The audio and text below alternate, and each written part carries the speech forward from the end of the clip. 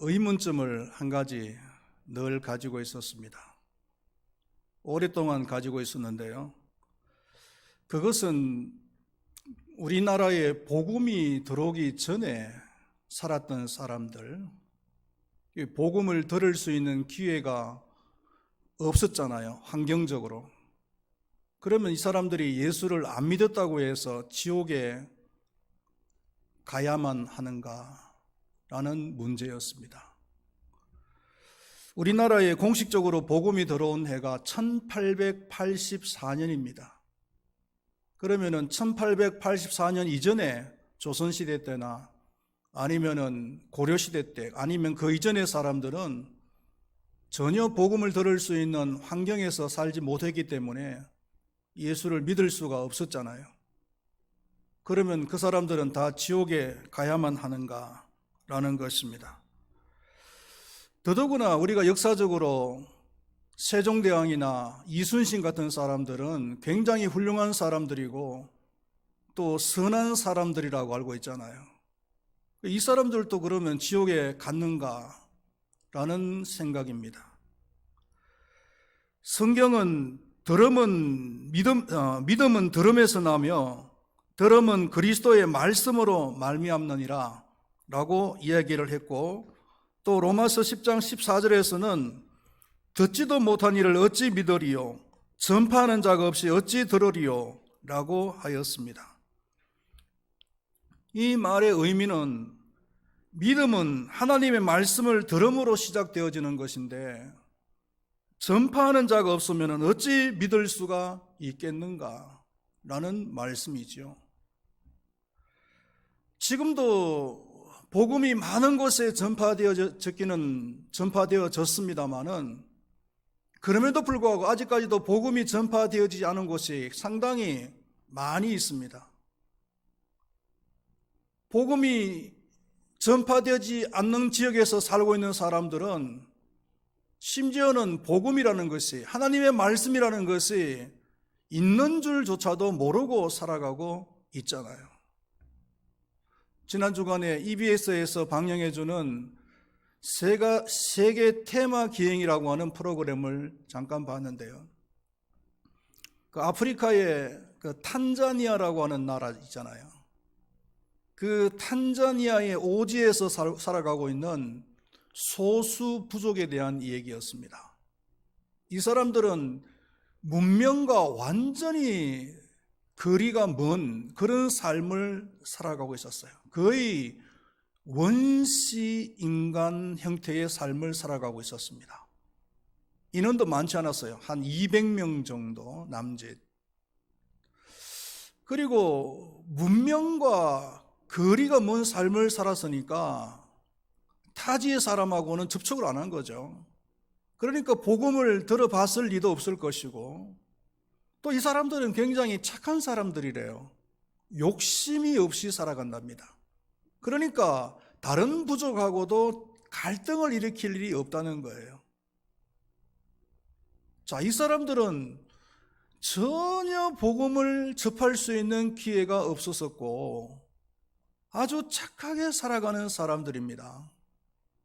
그런데 이 사람들이 예수를 안 믿었다고 해서 지옥에 가야 되는가? 라는 거예요. 아마 여러분들에게도 이런 어떤 의문점이 있을지도 모르겠습니다. 오늘은 이런 부분을 중심으로 해서 말씀을 나눠보도록 하겠습니다. 사람을 외모로 구분한다면 크게 두 분류로 나눌 수가 있는데요. 유대인과 헬라인들입니다. 헬라인은 다른 말로 이방인이라고 말을 하죠. 이들을 구분할 수 있는 방법은 율법을 받았느냐 율법을 받지 않았느냐에 따라서 구분을 합니다. 유대인들은 오래전부터 율법을 받았고 율법의 문화 속에서 살았던 사람들입니다. 그러나 헬라인들은 율법을 받지 못했고 율법에 대해서는 아주 생소한 사람들입니다. 물론 오늘날은 개념이 좀 바뀌었습니다만은요, 우리들을 한번 생각해 보시면은 우리들은 원래 이방인들이었습니다. 율법을 받지 못한 사람들이었습니다. 그러나 1884년 이래로 우리는 율법, 다시 말해서 성경을 접할 수가 있었습니다. 그러므로 우리는 이제는 영적 유대인이 된 것입니다. 이방인의 자리에서 유대인의 자리로 바뀌게 된 것이죠. 그러나 우리가 알아야 될 것은 뭐냐면은 성경을, 율법을 접하게 되었다고 해서 하나님을 믿는 것하고는 별개의 문제라고 말씀을 드렸습니다. 성경은 유대인과 이방인들 모두 하나님의 심판대 앞에 설 것이라고 말씀을 하고 있습니다. 유대인들이 하나님 앞에서 심판을 받을 때 그 근거가 되는 것이 뭐냐면은 율법입니다. 12절 말씀에 보시면은요, 무릇 율법 없이 범죄한 자는 또한 율법 없이 망하고 무릇 율법이 있고 범죄한 자는 율법으로 말미암아 심판을 받으리라 라고 했습니다. 그리고 13절에서는 하나님 앞에서는 율법을 듣는 자가 의인이 아니요 오직 율법을 행하는 자라야 의롭다 하심을 얻으리니 라고 했습니다. 율법을 받았다라는 것은 이것은 굉장한 특권을 이야기하는 겁니다. 율법을 받았기 때문에 하나님에 대해서 알게 되었고 그리고 영적 사실들에 대해서 알게 된 것입니다. 어떻게 하면 구원을 받을 수 있는가? 그리고 구원받은 백성들이 어떻게 살아가야 될 것인가? 라는 내용들을 율법을 통해서 알 수가 있게 된 거예요. 유대인들은 지구상의 어떤 민족들보다도 율법을 가장 먼저 받는 특권을 누린 사람들입니다. 이러한 특권을 받았으면은 그 다음에는 책임도 뒤따른다는 사실을 우리는 알아야 됩니다. 장학금을 받는다는 것은 특권을 누리는 거잖아요. 그렇다면은 장학금을 받은 사람은 특권을 받은 대신 책임도 다해야 된다는 거예요. 장학금을 받은 사람들은 책임의식을 가지고서 공부를 열심히 하고 그리고 이 사회에서는 아니면 이 국가에 어떤 기여를 하려고 해야 되는 거죠. 노력을 해야 되는 거예요. 그런데 장학금을 받아서 공부하면서 공부는 안 하고 맨날 놀기만 놀고 잠만 자고 있다면은 이 사람은 책임을 다하지 못하는 사람이에요.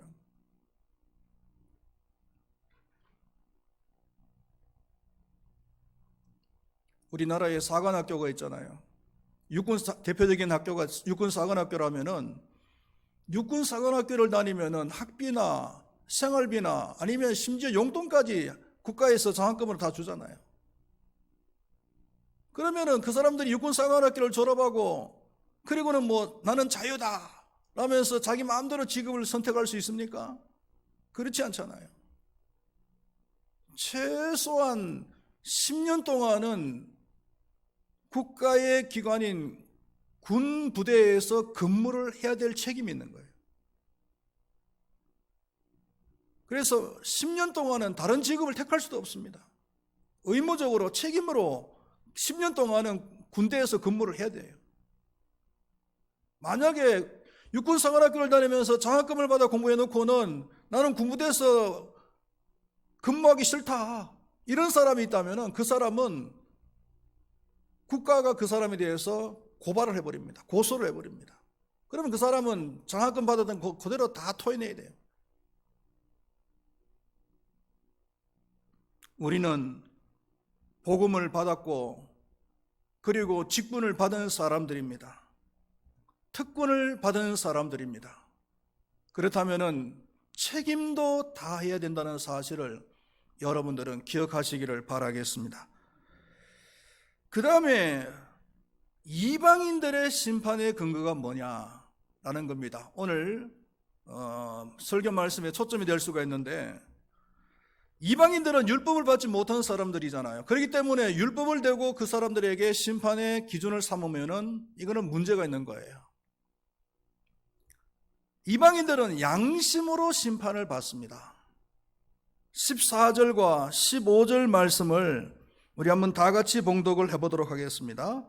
율법 없는 이방인이 본성으로 율법의 일을 행할 때에는 이 사람은 율법이 없어도 자기가 자기에게 율법이 되나니 이런 이들은 그 양심이 증거가 되어 그 생각들이 서로 혹은 고발하며 혹은 변명하여 그 마음에 새긴 율법의 행위를 나타내느니라. 거기 보면은 양심이 증거가 된다라고 했어요. 율법이 없는 대신에 율법을 받지 못한 이방인들에게는 그 사람의 양심이 증거가 돼요. 하나님께서는 사람들을 태초에 창조하실 때에 하나의 법을 창조해서 주셨는데 그것이 뭐냐면은 양심의 법이에요. 예를 들어서 부모를 공경하라, 도적질하지 말라, 거짓말하지 말라 라는 것들이 있잖아요. 이런 것들은 굳이 우리가 율법이 아니더라도 성경이 아니더라도 모든 사람들이 다 알고 있는 내용들이고, 그리고 모든 사람들이 수긍을 하는 내용들이잖아요. 살인하지 말라.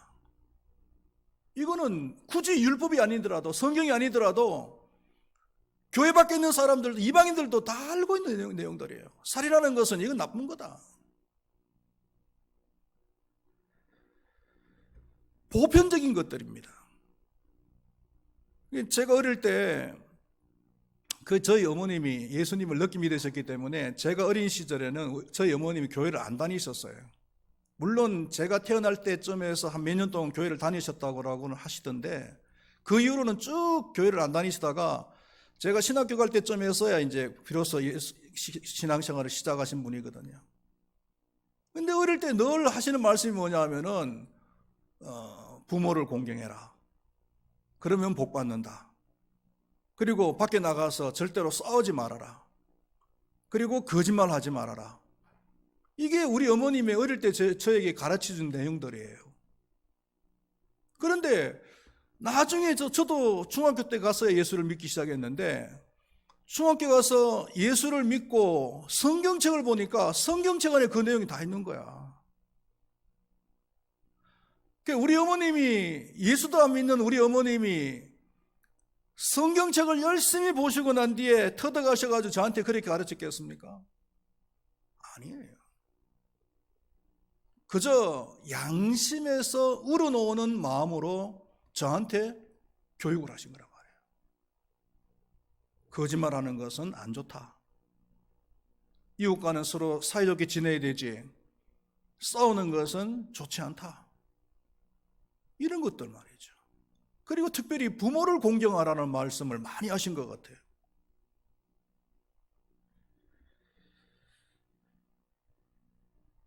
그렇다면 사람이 양심대로 살 수 있을까라는 거예요. 여러분들 가운데서 지금까지 살아오시면서 양심의 끄리낌이 한 번도 없이 나는 살아왔다 라고 자신 있게 말할 수 있는 사람이 있습니까? 오래전의 일입니다. 제가 교회 봉고차를 타고 가는데 우리 동네 거의 다 들어왔을 때였어요. 신호등이 걸려가지고 차를 세워놓는데 제 뒤에 이제 기름차 있잖아요. 유조차. 큰 차가 아니고 동네 다니면서 기름을 넣어주는 그런 조그만 차였어요. 제 뒤에 서 있더라고요. 그 차도 이제 신호등을 기다리느라고 제 뒤에 서 있는 거죠. 그런데 이제 신호등이 바뀌려고 깜빡깜빡 하니까 저도 이제 출발하려고 준비를 하는데 뭔가 뒤에서 쾅 들이박는 거예요. 알고 보니까 이 기름차 운전자가 차가 출발하는 줄 알고 자기도 그냥 출발을 냈다 해버렸는데 아직까지 신호가 안 바뀌어서 저는 출발 안 한 거죠. 그러니까 뒤에다가 쾅 들이박았는데 차체는 깨끗해요. 그런데 뒤에 유리 있잖아요. 유리가 왕창 내려앉아 버린 거예요. 그러면은 그 운전자가 어떻게 해야 됩니까? 내려서 보니까 나이도 저보다 어린 사람이에요. 그러면 아이고 죄송합니다 이렇게 사과를 해야 되잖아요. 냅다 내리더니만은 저한테 막 쌍욕을 하는 거예요. 쌍욕을 하면서 뭐라고 이야기하냐면은 왜 거기에서 차를 갖다가 후진을 하느냐 이거예요. 내 차가 후진을 해서 자기 차를 들이박았다는 거 물어내라는 거예요. 그래서 말이 통하지를 않아요. 막 얼마나 상욕을 하는지. 그래서 싸웠다가는 그냥 뭐 살인이 날 것 같아. 그래서 더 이상 제가 말을 안 했어요. 그리고 경찰서에 신고를 했습니다. 신고를 했더니 경찰들이, 이제 교통경찰이 왔어요. 와가지고는 보더니만은 밑에 스키드 마크가 있잖아요. 브레이크를 꽉 잡으면 스키드 마크가 나오잖아요. 그러니까 저 차는 스키드 마크가 있을 리가 없고, 이 차는 그냥 출발했는데 앞차가 출발 안 했으니까 갑자기 브레이크 팍 잡으니까 스키드 자국이 나오잖아요. 스키드 마크를 딱 보더니만은 당신이 잘못했네. 딱 이제 잡아내는 거예요. 그래서 제가 경찰서 가자고 그랬더니만은, 아이고 죄송합니다. 그때서야.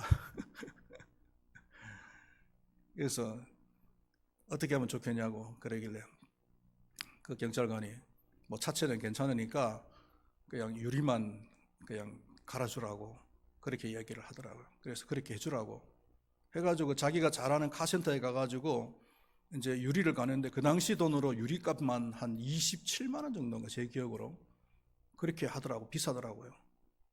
그래서 27만 원이면은 그 사람 한 며칠 일당 되잖아요. 그렇죠. 그래서 가만히 생각해 보니까 좀 마음이 안 됐어요. 그래서 내가 그 사람 불렀어요. 아까는 막 저한테 쌍욕했던 사람이지만 그래도 가만히 생각하니까 그 운전 한번 잘못해가지고 며칠 일당을 다 날릴 상황이 돼버렸으니까. 그래서 제가 그 사람한테 그 유리값을 반반씩 내자고, 나도 도의적인 책임이 있으니까 반을 갖다가 물어줄 테니까 당신이 반을 내라고 그랬더니 눈이 이만큼 떠지면서 이게 웬 떡이냐는 식으로 갑자기 말투가 저한테 형님으로 바뀌었어요. 형님으로. 아이고 형님 이러면서.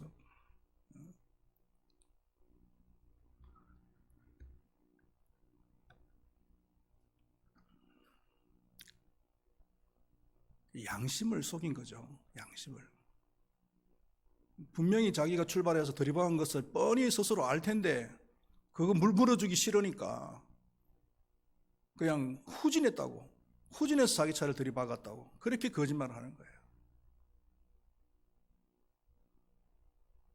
경찰이 이야기하는데도 만약에 안 믿는다 그러면은 거짓말 탐지기 갖다 대면 금방 알 수 있잖아요. 그렇죠. 그 사람이 거짓말 하는지 안 하는지 금방 알 수가 있는, 탈로 나는 거예요. 지금도 저는 양심이 찔리는 것이 있어요. 그것이 뭐냐면은 운전을 할 때 과속하는 겁니다.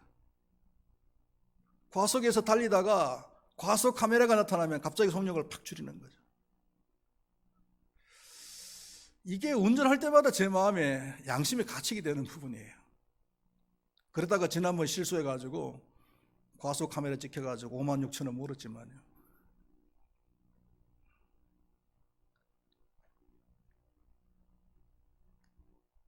하나님이 계시느냐 계시지 않느냐 하는 문제도 굳이 율법을 갖다 대지 않는다 할지라도 사람의 양심으로 다 알 수 있다는 거예요.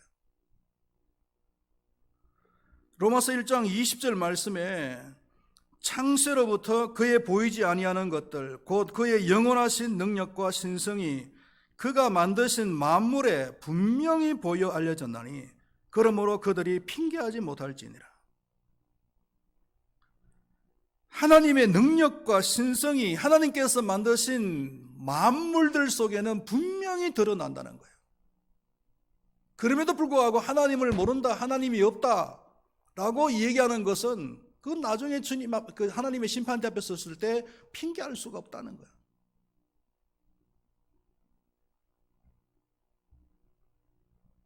사람의 양심 속에는 신의식이 있는 거예요. 이거는 선교사님들의 그 보고에 의해서 이미 다 증명이 되어진 것들입니다.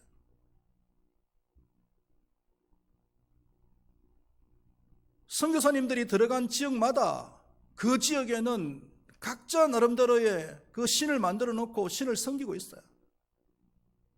그들의 양심 속에 신이 있다는 거예요.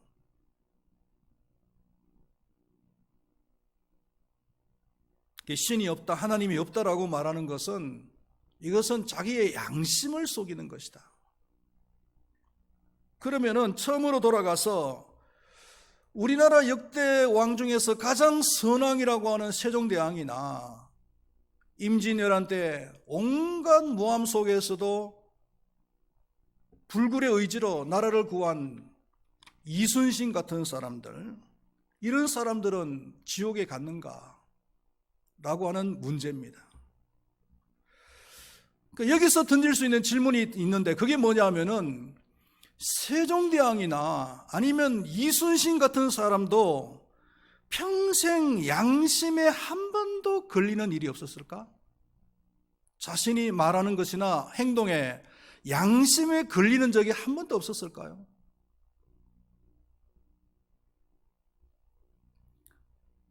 역사가들이 워낙 세종대왕이나 아니면은 이순신을 영웅화시켜서 그렇지, 그 사람들의 삶의 내면을 들여다보면은 그 사람들도 삶을 살아가면서 양심에 찔리는 행동들을 한 번 이상씩은 다 했을 거란 말이에요.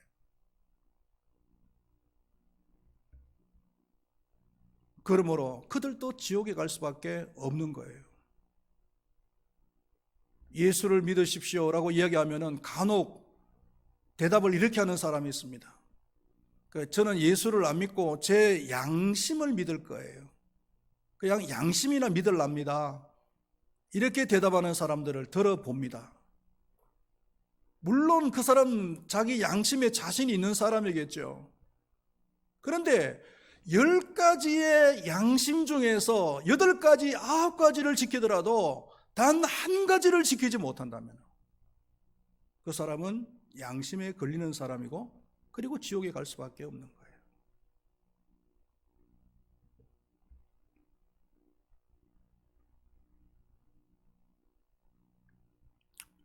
결론적으로 이야기하겠습니다. 결론적으로 얘기하면은 그렇다면은 양심이 신앙생활의 절대 기준이 될 수가 있는가라는 거예요.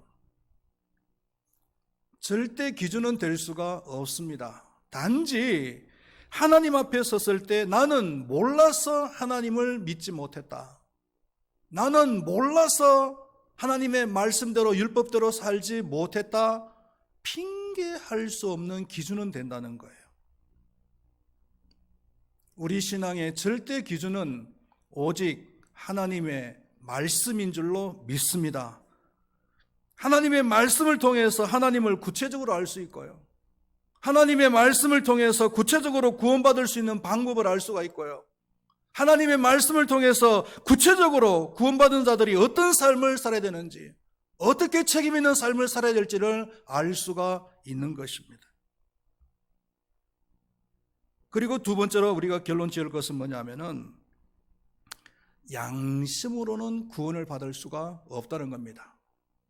아무리 착한 사람이라도, 아무리 양심에 자신 있는 사람이라도 양심으로는 구원을 받을 수 있는 사람이 아무도 없어요. 그렇기 때문에 하나님의 은혜가 필요한 겁니다. 예수 그리스도의 구속의 은혜가 필요한 것입니다. 할렐루야. 그리고 또 한 가지 결론이 뭐냐면은 평생에 한 번도 복음을 들어보지 못하고 죽어서 지옥에 가는 사람들, 다소 억울하다고 생각할 수도 있습니다. 그러나 이런 억울하게 죽어가는 사람이 없도록 복음을 먼저 받은 우리가 열심히 복음을 전하는 삶을 살아야 될 줄로 믿습니다. 그것이 우리에게 주어진 복음의 사명인 줄로 믿습니다. 기도하시겠습니다.